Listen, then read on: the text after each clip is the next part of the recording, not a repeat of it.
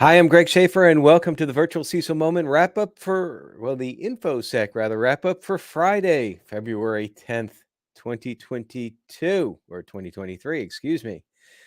First up, an interesting take from Dark Reading Lessons from the Cold War: How Quality Trumps Quantity in Cybersecurity. High quality tools and standards remain critical components in cybersecurity efforts, even as budgets decline. It's important that staff knows response procedures and their roles and also communicates well. This is from a study from Mark Pelkowski. He notes the article, rather, opinion piece, notes that for the U.S. military, quality and the details that it takes to get there remains critical. He knows this firsthand from the 7 years he spent working on F-16 fighter jets during his service in the Air Force. And I can attest to that as well, too, during the years that I spent in the Air Force working on C-130 aircraft. Most of that Air Force Reserve, some of it full-time with Desert Storm, Desert Shield. Anyway, everything installed in the planes have to have a military specification or a mil spec rating, meaning that the material or component that was used had to be tested in a way that pushed the component to the point of failure. And then the author then pivots in the article and says a focus on quality should also be the guiding principle for enterprise cybersecurity, especially when budgets are limited. Uh, Quantity didn't work for the Soviet Union as a Cold War strategy, as those who either lived through it or have read about it in history goes.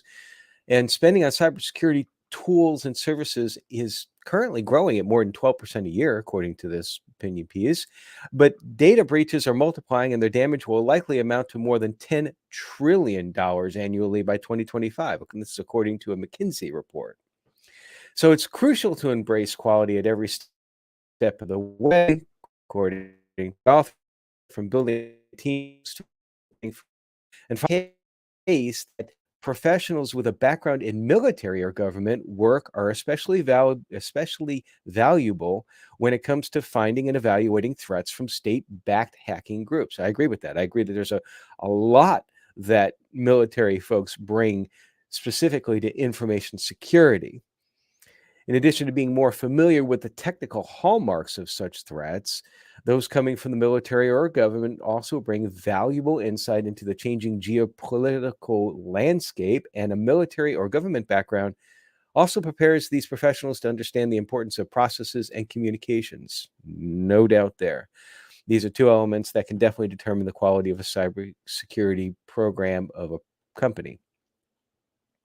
Next up, from Secure World, cybersecurity experts sound the alarm ahead of the Super Bowl 57, if I read my Roman numerals correctly, or as they call it, the big game, which they have to call it in some advertisements, which I find that rather funny. But in any case, phishing scams, according to the article, and malware attacks are among the most common threats, with hackers posing as legitimate organizations to trick users into revealing personal information or installing malicious software. So let your staff, your company be aware of this. They also advise individuals and businesses to be wary of emails and links from unknown sources and to use strong passwords to protect sensitive information.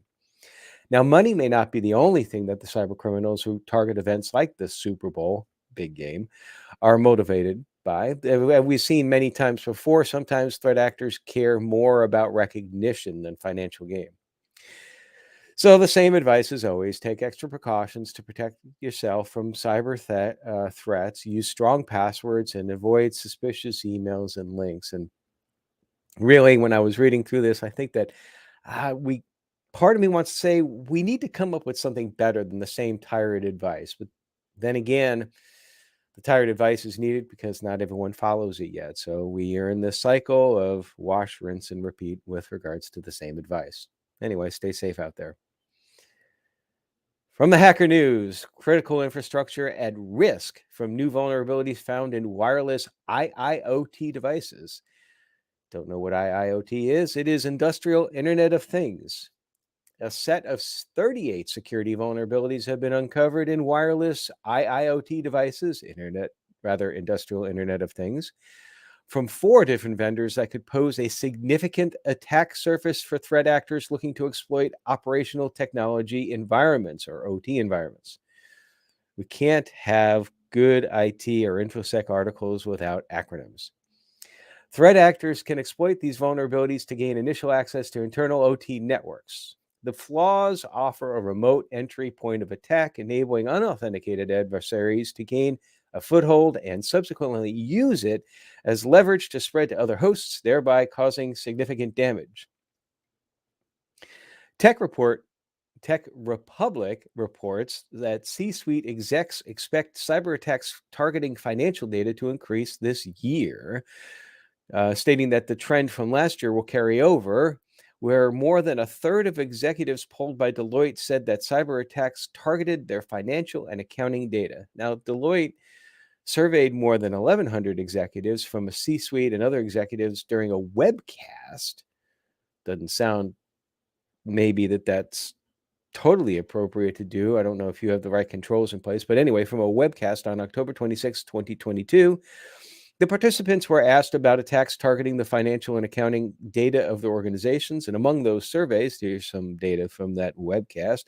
34% said that their accounting and financial information was specifically targeted by cyber criminals over the past year. Within that group, 22% said they were hit by one such attack, while 12% said they were victimized by more than one.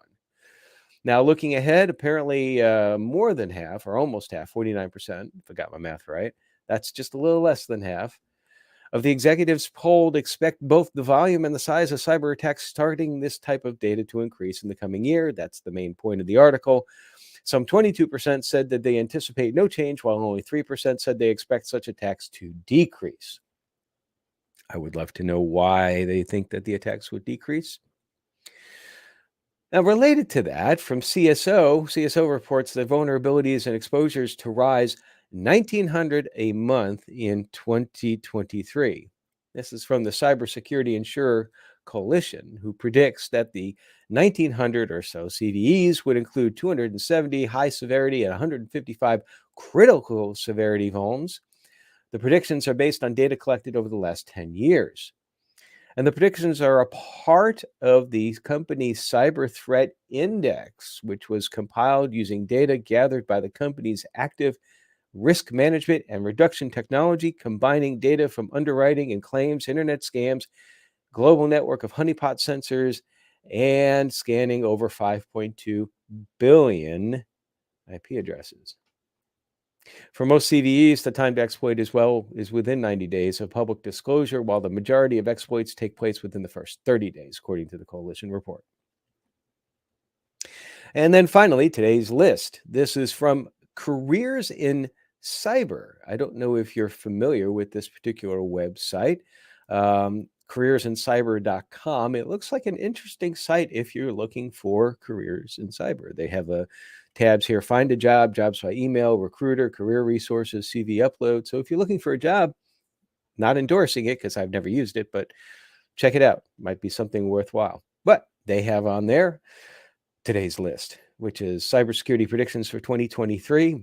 As you know, as a listener, and if you're not a listener or a viewer, you're going to learn this now for the first time. I like to take a list of something cyber or infosec related or risk management, and based on the title, if it sounds interesting, I'll not look at it before going live on the air and or recording it, and you'll have my reactions to it. So I'm going to say straight up to begin right now, I think that probably some of this is going to be a lot of the same wash, rinse, and repeat stuff that we hear beforehand. But let's take a look. Maybe there's a nugget in there that nobody's thought of. Okay. In no particular order and not numbered, but I'll say number one, securing remote and hybrid employees. They say that the pandemic triggered a sudden shift to remote working at kitchen tables. So I try not to work at the kitchen table across the globe following the lockdown measures. And yes, I think that there's certainly a swing of the pendulum the other way, where a lot of those workers are heading back to the office. There's, in my opinion, there's just some things that you can't get without being involved in an office environment. If you're completely remote all of the time, you're missing out a critical component of not only part of the job and how to do the job effectively, and learn your coworkers, and maybe have those one-off, like stop by somebody's office meeting, but you're also missing that human interaction. So I'm glad to see the pendulum swinging back somewhat. But yes, we are have a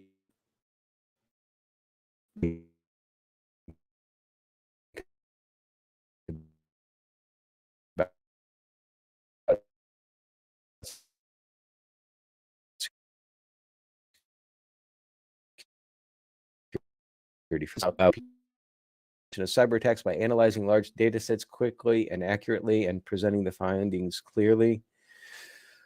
Well, we'll see about that. Anything that can be done to reduce the volume of false positives and the noise out there certainly would be welcome. Escalating ransomware threats, I think that this is a given. Here's a quote from Charles Henderson, head of IBM Security X-Force, which is a decent site for threat intel, by the way. With the distinct possibility of a global recession on the horizon, we expect to see ransomware attacks spike in 2023. Not sure how a recession maybe impacts the wave of ransomware, but we'll see. Spotlight on chief information security officers is another prediction here. I guess it's number 4. The perfect storm of factors, widespread adoption of technologies, increasing frequency of cyber attacks, and high-profile data breaches has magnified the need for a holistic approach to cybersecurity that is overseen by a dedicated security professional. I agree with this, even more so with the small and mid-sized businesses, hence the whole reason why you have the virtual CISO world, and why you need to consider as a small business that if you don't have the resources or the need for a full-time CISO, you need to look at a virtual CISO, and you need to look at one that basically has the experience so that they can provide value, as opposed to just an IT security manager type that just looks at IT controls. It has to be a risk management position. And that's the same, obviously, for being a CISO in and of itself. That's what a CISO is. So one other quote from that to back that up. This CISO must monitor, mitigate, and respond to cyber threats by combining traditional technical acumen, yes, with a business-focused risk management mindset. With a business-focused risk management mindset. And then finally, number 5, managing the cybersecurity skills gap. They say that there's a big obstacle that businesses have to overcome when attempting to mitigate the cyber threat, the global cybersecurity skills gap. And they're saying by 2025, estimated there will be a 3.5 million cybersecurity jobs open globally. To bridge this gap in 2023, businesses must be able to access and retain cyber talent. Yeah, agree with that. It's going to be interesting to see. Sometimes I think that the skills gap is in some ways a little bit overblown.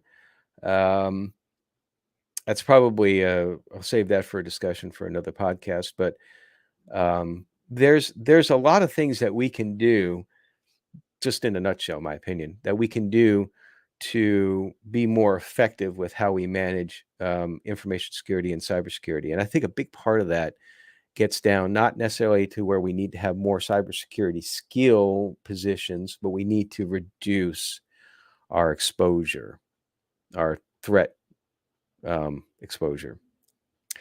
And that's it for today, and that's it for the week. We'll be back on Monday with the quick strike, and then Tuesday we'll have our normal video interview, which actually I'm going to be recording in the next hour or so. So looking forward to that. I hope you all have a great weekend, and until then, stay secure.